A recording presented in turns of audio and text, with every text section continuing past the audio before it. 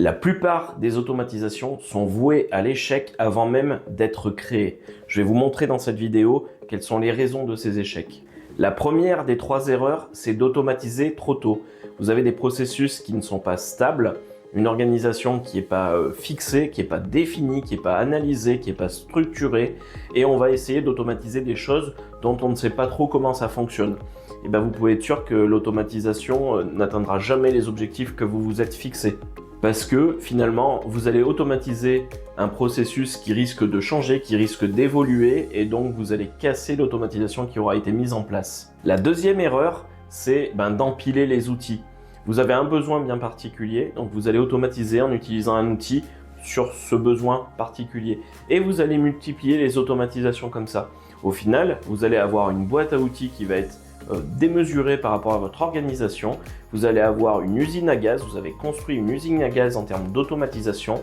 Aucune automatisation ne communique et vous êtes vraiment sur des systèmes qui sont individualisés, répartis dans votre organisation sans avoir une réelle stratégie d'ensemble globale. Au final, vous avez un système qui ne communique pas, des microsystèmes qui ne communiquent pas entre eux, et donc vous avez un business en pièces détachées. Et la troisième erreur, c'est de ne jamais mesurer les gains d'une automatisation. Vous êtes incapable aujourd'hui de dire combien de temps, combien d'argent, combien de chiffre d'affaires, combien de clients vous fait gagner une automatisation. Et ça, c'est une grave erreur parce que vous n'êtes pas en mesure de savoir quelle est l'automatisation la plus performante dans votre business. Vous ne savez pas comment vous allez les faire évoluer, comment vous allez les améliorer au quotidien pour tirer toute la puissance, tous les avantages de ces automatisations. Au final, impossible de savoir si votre automatisation vous fait gagner quelque chose. Vous avez des gains imaginaires et peut-être même des problèmes invisibles. Alors pourquoi on rencontre ces problèmes?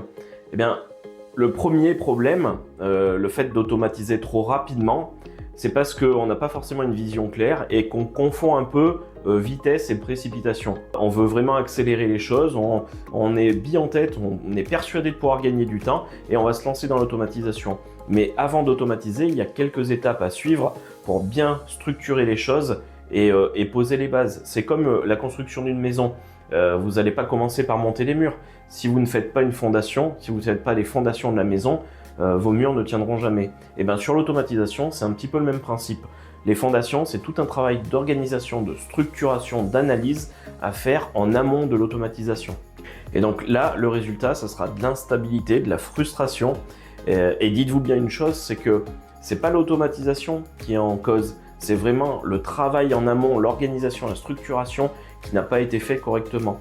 Si votre maison ne tient pas, c'est pas à cause des murs, c'est parce que les murs ne reposent pas sur des fondations solides. La deuxième erreur pour l'empilage et le choix de différents outils, c'est parce qu'on n'a pas une architecture interne organisée, structurée. On va mettre des pansements à droite et à gauche sur certaines tâches sans avoir une réflexion globale sur l'organisation du business.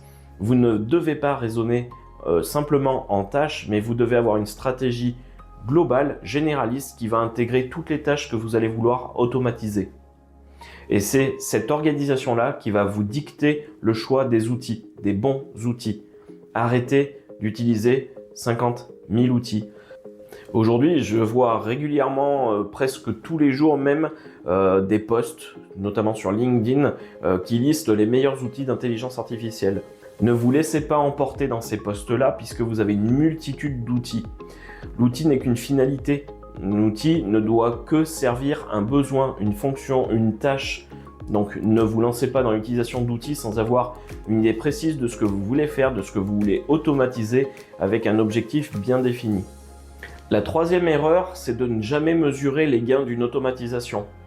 Aujourd'hui, vous allez vous lancer en vous disant j'ai une tâche qui est répétitive, chronophage, sans valeur ajoutée, je vais l'automatiser. Mais mesurez le temps que cette tâche vous coûte aujourd'hui et mesurez le temps qu'elle coûte après l'avoir automatisée. C'est important parce que dans l'évolution de votre business, même la meilleure automatisation, si vous ne mesurez pas les gains, elle va finir par être dégradée et elle n'apportera plus le résultat que vous souhaitez parce que vous ne serez pas en mesure de l'améliorer et de la faire évoluer avec la croissance de votre business. Donc pour résumer, automatiser au bon moment, c'est multiplier la fiabilité par 5. Vous allez définir un processus, vous allez le structurer, l'organiser, analyser ce processus-là. Et une fois que ce travail sera fait, vous pourrez l'automatiser avec une mesure du gain derrière. Et là, croyez-moi, vous allez augmenter la fiabilité et les résultats par 5. Et vous allez passer par ça bug tous les jours à ça fait 8 mois que l'automatisation tourne et elle me fait encore gagner 2 heures par semaine. Ensuite, vous allez construire une architecture. On va arrêter d'empiler les outils et on va construire une architecture qui va permettre que toutes les informations communiquent entre elles, que tous les outils communiquent entre eux. Et avec ça, vous allez limiter le risque d'erreur, vous aurez un business qui sera lisible, que vous allez pouvoir piloter, scaler dans de meilleures conditions. Et enfin, le troisième point, qui est la mesure de vos gains. En mesurant les gains de chaque automatisation, vous allez savoir laquelle il faut faire évoluer, laquelle il faut améliorer en fonction de l'évolution de votre business. Et ça vous permettra ainsi d'avoir des automatisations qui peuvent passer de 2 heures de temps gagné par jour à 3 heures par jour. Donc l'idée ici, c'est vraiment d'avoir un petit tableau de suivi de chaque automatisation et du gain qu'elle vous apporte en temps réel au quotidien. On a accompagné un consultant qui utilisait 15 outils, qui allait même installer un 16e outil pour une tâche bien particulière. Donc on a stoppé tout ça, on a travaillé sur l'organisation, sur la structuration pour définir une architecture interne cible. Et aujourd'hui, il utilise 5 outils qui communiquent, qui lui permet donc de porter son business dans toutes les situations et avec un pilotage, un suivi au quotidien pour avoir vraiment l'état de santé de son business tous les jours. Pour imager tout ça, je vais vous faire une petite démo entre deux workflows. Un workflow qui est un petit peu bancal parce qu'il a été créé sur quelque chose qui n'avait pas été très bien structuré, très bien organisé. Et ce même workflow qui a été optimisé parce que basé sur quelque chose qui a été structuré, organisé en amont. Nous voilà sur Make dans un scénario qui nous permet de créer une tâche dans une base Notion en fonction de chaque mail que nous avons reçu. Donc c'est un scénario qui, on peut l'imaginer, a été créé rapidement sans avoir suivi toutes les phases en amont d'analyse, d'organisation et de structuration, puisque aujourd'hui, si on fait un petit peu le bilan d'un tel scénario, c'est la création d'une tâche par mail reçu. Donc imaginez avec les spams, les publicités, les newsletters, à chaque mail que l'on reçoit, une tâche est créée dans Notion.